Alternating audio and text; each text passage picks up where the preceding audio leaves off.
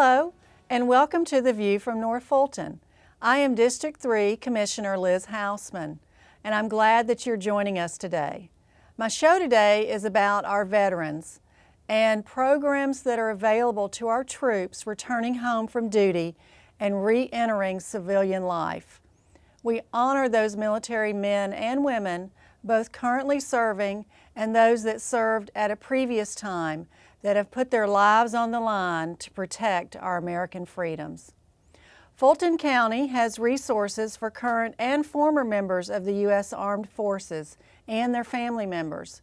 We will provide information for you today about accessing primary care, behavioral health, substance abuse, and the social services resources in Fulton County.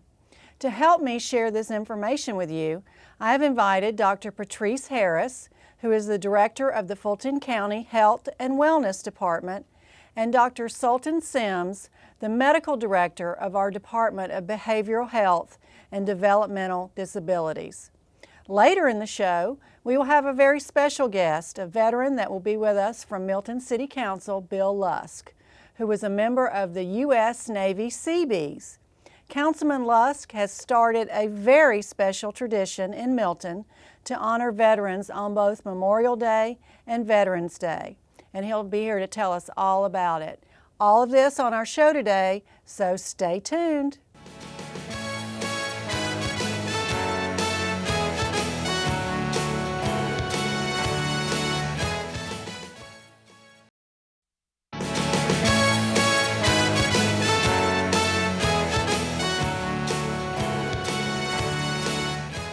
Welcome back.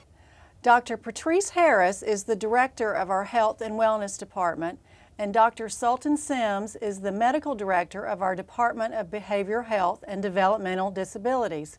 Welcome to you both. Dr. Harris, thank you for being here. Thank Dr. you for Sims, having us. Thanks for having me. appreciate it very much. As you know, back in August, we sponsored a resource forum for veterans of all branches of the military. And the purpose of the event was to showcase our Fulton County services as well as the wonderful agencies in the metropolitan area that we collaborate with that are helping our heroes as they return back to civilian life. And here's what one veteran who attended our event had to say about returning home for duty. It's a big transition because your military family is your support, and when you get out of the military you don't have that support system anymore and you feel like you're thrown to the wolves. So that is an example of an experience that a returning veteran has after they leave active duty. The purpose of today is to share with the community what Fulton County can do to help with those returning veterans. So Dr. Harris, if you could tell us some of the services that we can offer. Well, I'd be happy to, and certainly the experience talked about by our returning vet is not unusual. It is not unusual for vets to come back and feel alone, and so we wanted to make sure that our returning servicemen and women realize that there are many services that they can take advantage of here in Fulton County. These are the services that are available to the general public, but whether it be behavioral health services, services for their families getting immunizations, women's health services if they don't have any income, getting preventive services such as mammograms. Those are the type of services that we offer. Any Fulton County resident and our veterans can certainly take advantage of those services. Well, tell me, are there any trends that you're seeing in the returning veterans, any typical illnesses or typical needs that you've encountered?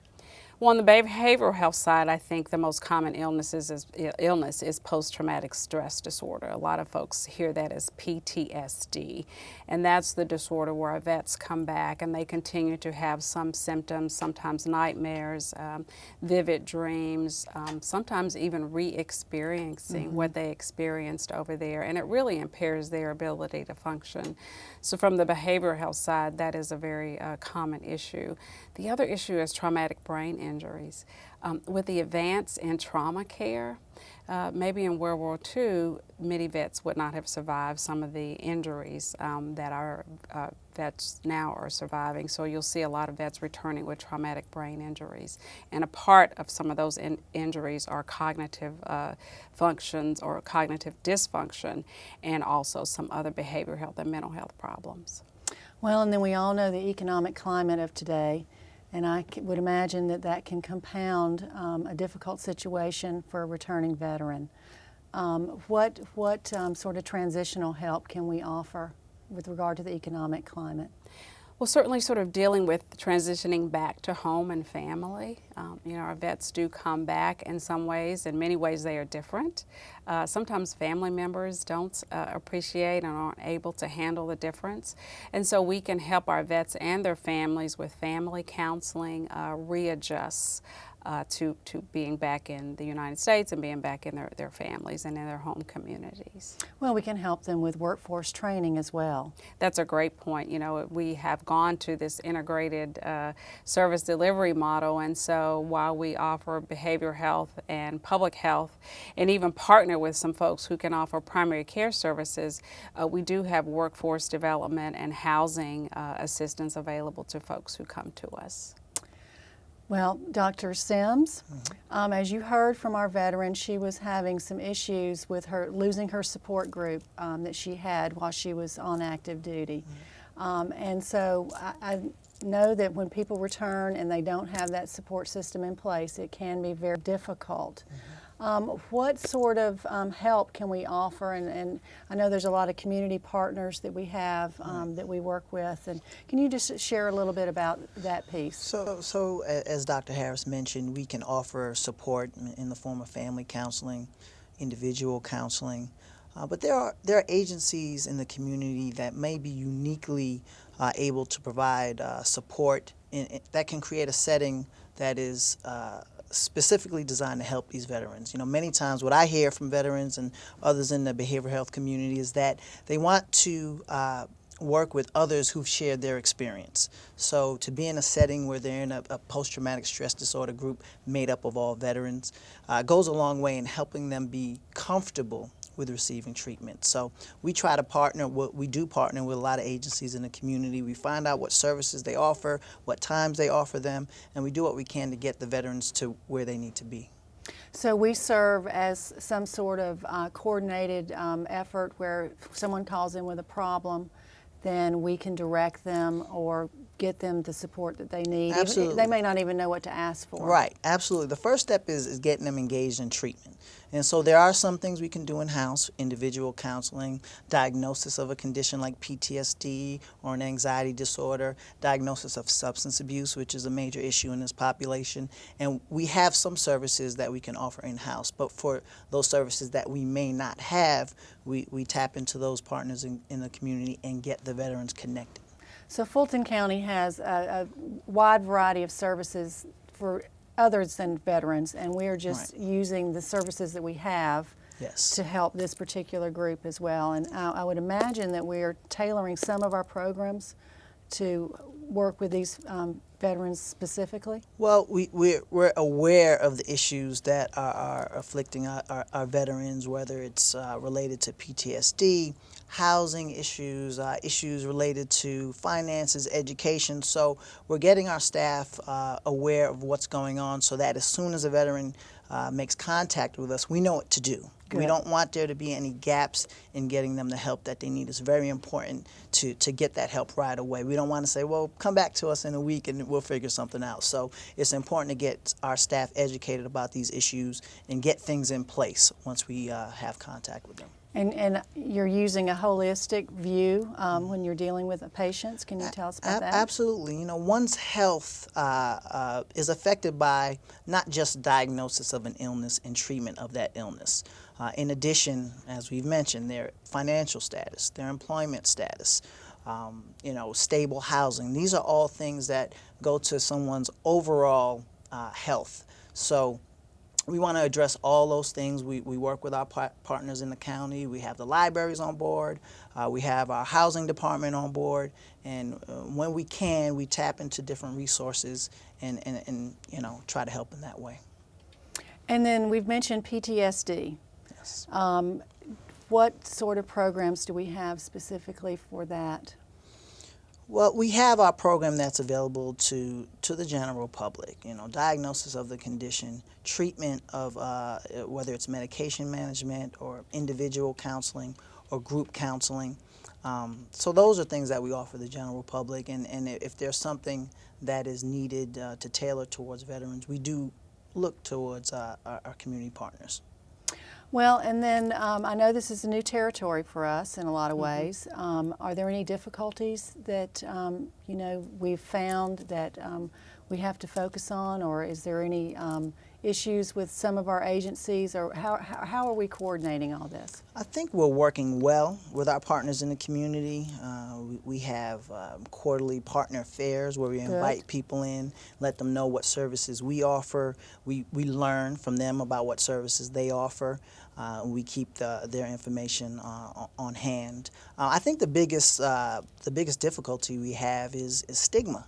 You know, the first step is getting our veterans engaged in treatment. So we have to let them know that help is available. We have to make them aware of the services that are available.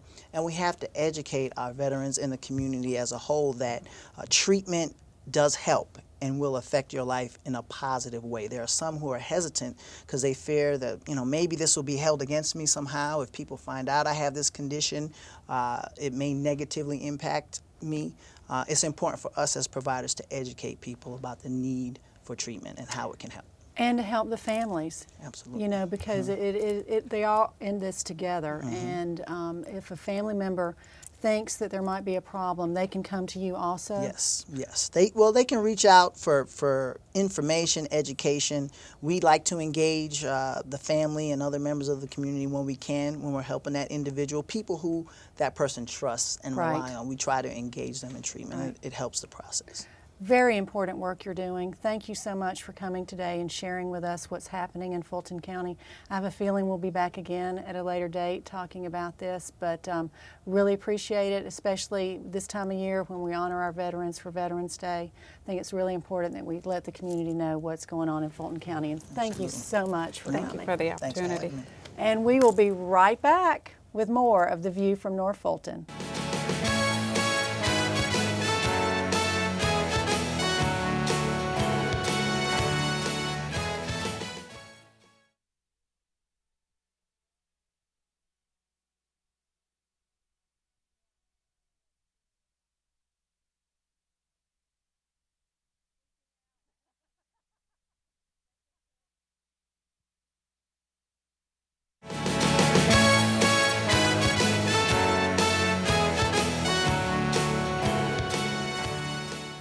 Welcome back. Joining me now is veteran and Milton City Councilman Bill Lusk. Bill, thank you so much for being with us today. Well, thank you for inviting me, Commissioner. You're very well known in North Fulton as a Milton City Councilman, but you're also a veteran.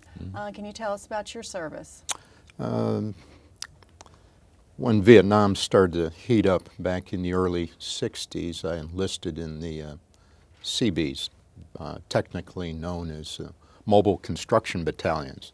They're a support organization, part of the Navy, primarily supporting ground forces for the Marines. And went on active duty in 1965 and made 2 tours over to Southeast Asia. In the second one, we were up in Da Nang and over in Khe Sanh, which later became under siege after I left. Khe Sanh's near the Laotian border. But the Seabees build just about everything imaginable as support facilities for the troops on the ground. Airports, roads, bunkers, barracks, chow halls, you name it, we build it. And we're also capable of engaging in combat. We go through Marine training. So we live with Marines, and fortunately they do the heavy work for us, and we try to support them as much as we can. CB is a great organization. They were founded back in World War II when it became known that the need was identified to start building support bases for our troops overseas. And is that still in place today? The CBs are still in place, and they serve around the world, Afghanistan, Iraq. Every hot spot that comes up, you'll find the CBs on the ground. Very interesting. Well, thank you so much for your service. Well, thank you. Really appreciate that. So today, are you involved in any veterans groups? Oh, several of them. There are many out there to be involved in. Yes, there are. A member of course, American Legion in VFW Post in Alpharetta, Right. active in it. Also active in an organization here in Atlanta called the Atlanta Vietnam Veterans Business Association. And the purpose of the AVVBA is to support patriotic efforts, promote patriotism, support widows and orphans of Vietnam veterans. Okay. Our main focus, though, every year is to establish a memorial to a soldier who was killed in Vietnam, a soldier who's from the Atlanta area. And next week, or 2 weeks from now, we'll be establishing a memorial down at Hartsfield Airport for Okay. a fallen veteran. Also belong to the Sons of the American Revolution. And my great-great-great-great-grandfather and his brother were in the militia in Massachusetts Oh, during the wow. Revolutionary Wow. War. So proud to be a member of that organization too. All good organizations that support patriotism and spread the word throughout North Fulton and metropolitan Atlanta. So your family has a long history of service to the country. We do. My dad and 5 of his brothers fought in World War II, Wow. and Impressive. proud of their service. Impressive. Well, as you know, we are winding down a couple of conflicts around the world, and we have a lot of veterans that are returning home.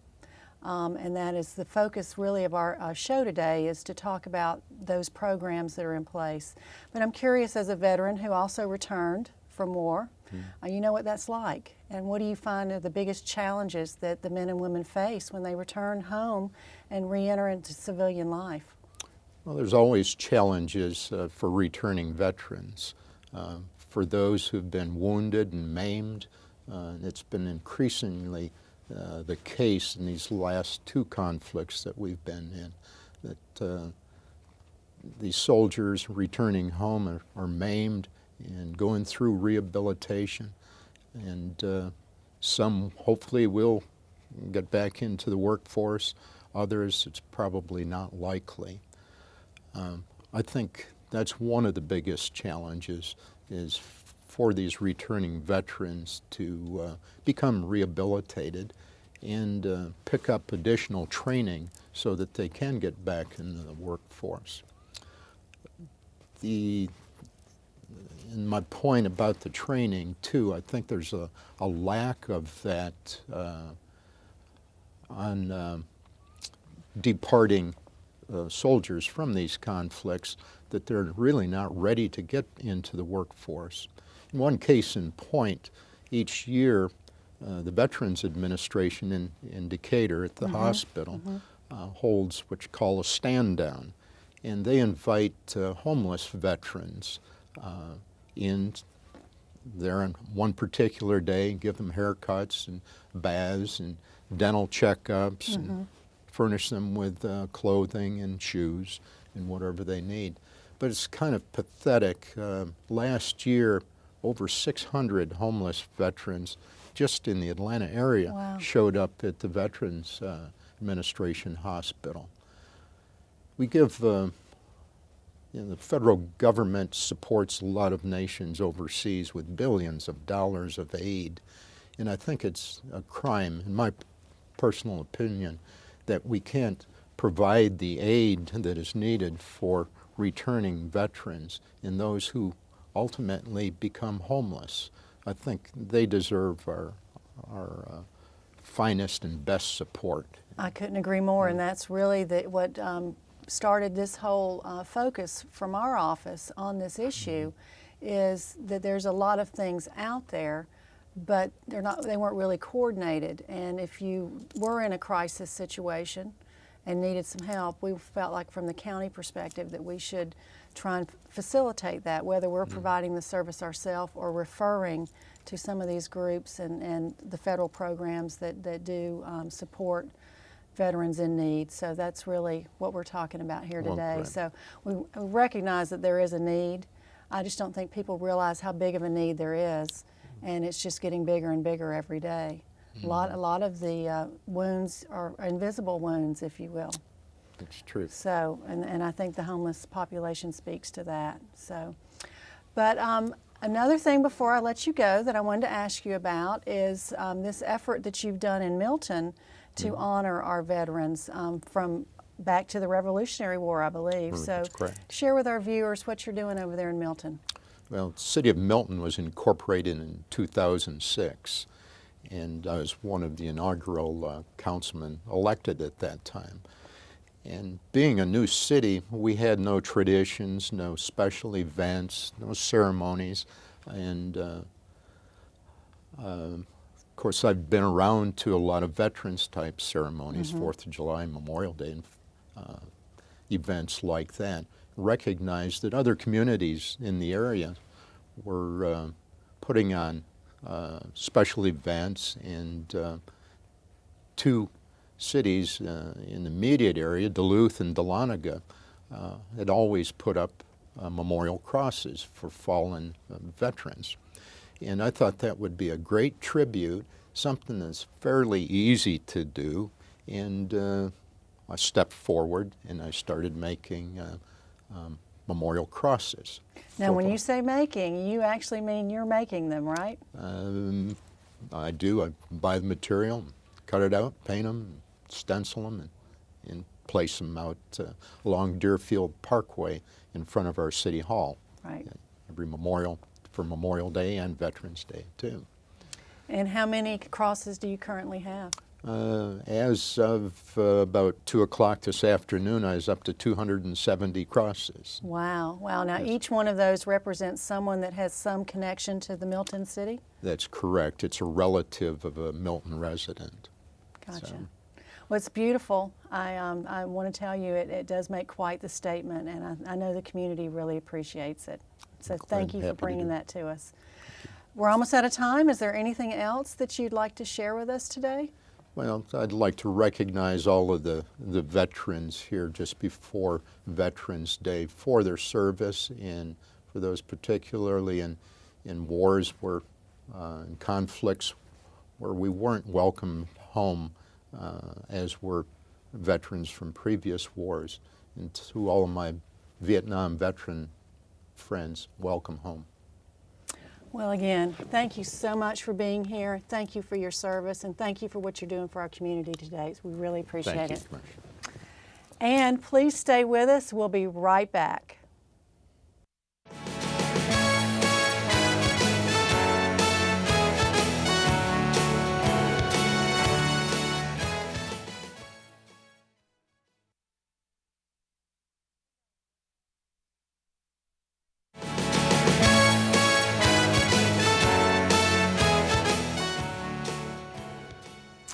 As so many veterans are returning home from their tour of duty, some may have difficulty adjusting to normal civilian life. Their circumstances may have changed while they were deployed. Here in Fulton County, we are working with the Veterans Administration and many private support agencies to help those returning veterans settle back into productive civilian life. If you are a veteran or a family member of a veteran that may need some assistance, please call the Behavioral Health Information Line at 404-613-3675 or visit their website at www.livebetterfulton.org. I would like to express to all of the veterans my heartfelt thank you for the extreme sacrifices you have made to protect our way of life in America defending our freedom both here at home and on foreign soil.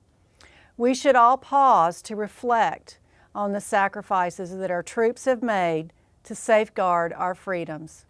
To do that, there are many Veterans Day events in North Fulton. The Sandy Springs Veterans Day celebration will be on Monday, November 12th at 11 a.m. at Morgan Falls Overlook Park in Sandy Springs. The honorary chair for the event is the Honorable Joe Wilkinson from the House of Representatives in the Georgia General Assembly, District 52. The 116th Army Band from the Georgia Army National Guard will open the morning's event. And there are many other events happening in the metro Atlanta area as well. I would like to encourage everyone to find a way to honor veterans on this day, or just find a veteran and tell them how much you appreciate their service. I'm Liz Houseman, and that's my view. What's yours? You can reach me at my office at 404-612-8213 or email me at liz.houseman@fultoncountyga.gov. Again, thank you so much for being with us, and that is The View from North Fulton.